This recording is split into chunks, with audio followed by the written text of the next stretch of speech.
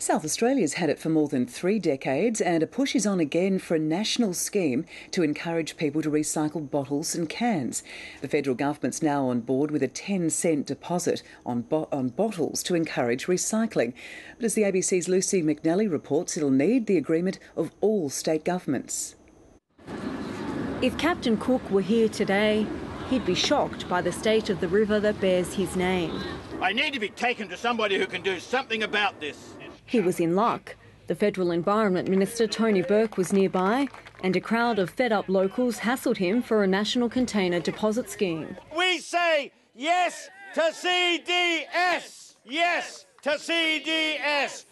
They spent their own time picking up hundreds of plastic bottles from the Cooks River in Sydney, and they say it's a relentless task. I've seen whole wheelie bins floating down there sometimes, and shopping trolleys. The minister says he'll discuss bottle deposits with state ministers over the next couple of months.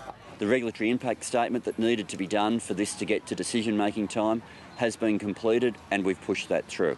Ultimately, the final decision on this belongs in state jurisdictions. Supporters of the scheme say it encourages people to recycle by offering them 10 cents per bottle. Pocket money. South Australia has been doing it for more than 30 years, and last year the Northern Territory followed suit.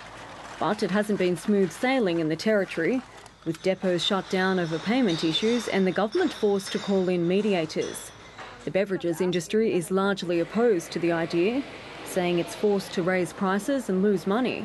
Schemes like this are inherently costly, and the industry shouldn't be blamed for trying to cover its costs. But locals say a few extra cents a bottle is a small price to pay for a system that would return waterways to the pristine condition of days gone by.